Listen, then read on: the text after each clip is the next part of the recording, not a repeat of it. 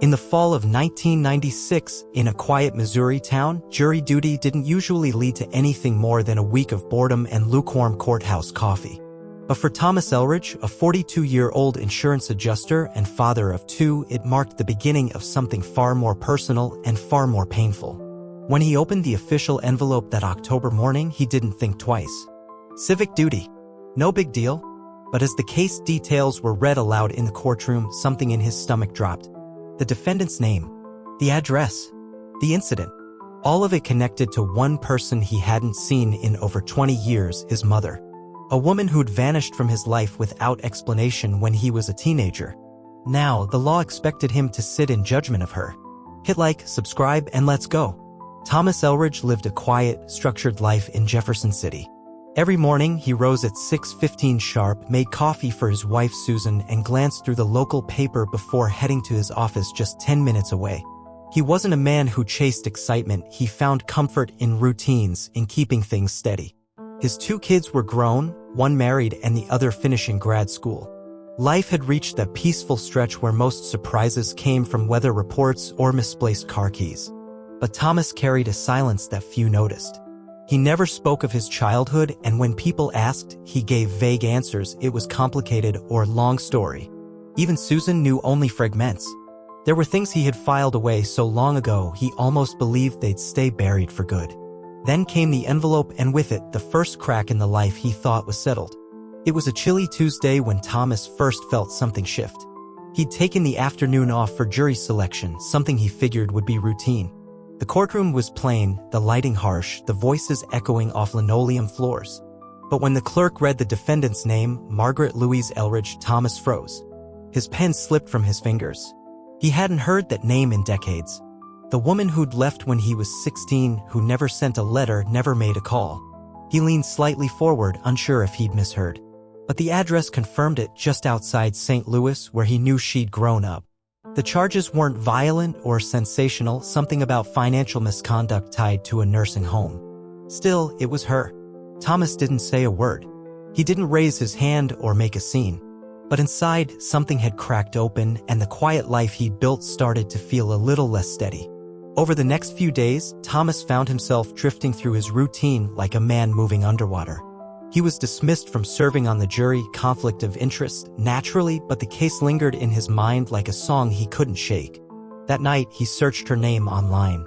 There wasn't much. A few scattered mentions, an old address, a blurry photo from a community event back in 2012. She looked older, thinner, but unmistakably her. He started driving out of his way after work, passing by the courthouse where the hearings were held. Once he even sat in the back during a public session, watching from a distance as she sat at the defense table, expression unreadable. Susan asked if something was bothering him. He said no. But inside, the questions were mounting. Why was she back? What had she done? And why now, after all these years, did it feel like his life wasn't as finished and tidy as he'd believed? One rainy afternoon, Thomas sat alone in his car outside the courthouse, engine idling, when a man in a gray windbreaker tapped on his window. He looked to be in his late 60s, cautious but kind-eyed. "You're her son, aren't you?" he asked quietly. "Margaret talked about you. Said she didn't expect you to ever come." The man introduced himself as Harold Dean, a retired nurse who worked with Margaret at the care facility. Over a lukewarm cup of diner coffee, Harold explained that Margaret hadn't disappeared out of selfishness, she'd fled. "Your father," Harold said carefully, "he wasn't the man you thought he was." Thomas sat still, heart pounding. He barely remembered his father, just shadows and shouting behind closed doors. Now, for the first time in decades, someone offered a thread that tugged at all the sealed-off corners of his memory. That night, Thomas pulled out the only photo he had of her and decided he needed answers. A week later, Thomas requested the public court documents, something he'd never imagined himself doing. Flipping through the pages at his kitchen table late one night, he found it, a sworn affidavit Margaret had given during a preliminary hearing. It detailed years of verbal and financial abuse she claimed to have endured at the hands of Thomas's father. Quiet manipulation, forged debts, threats if she tried to leave with her son. She'd finally fled in 1970, planning to return for Thomas once she was safe. But his father had already moved them across state lines and changed schools. The trail went cold. Thomas stared at the words, stunned.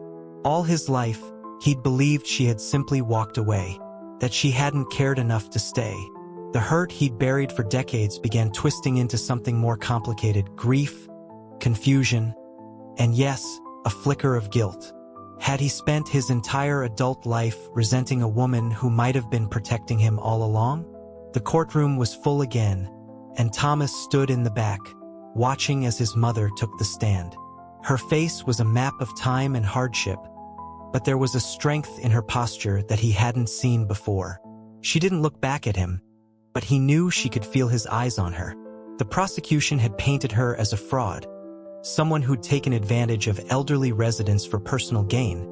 But Thomas had seen enough to know there was more to the story. His phone buzzed. It was Susan. "Are you okay? We need to talk." Thomas glanced back at the door. The weight of the decision pressed on him. He could speak up, bring everything to light, the truth about his father, the history he'd never known.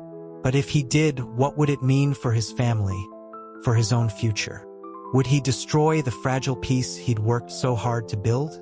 What would he do now? Thomas sat frozen in the courtroom as the prosecutor laid out the final accusations. The weight of his silence felt like a betrayal of himself, his mother, and the truth. His mind raced, memories of his father's cruelty mixing with the new revelations about his mother's escape. His heart pounded in his chest. If he stood up now, everything would change. His family might never forgive him.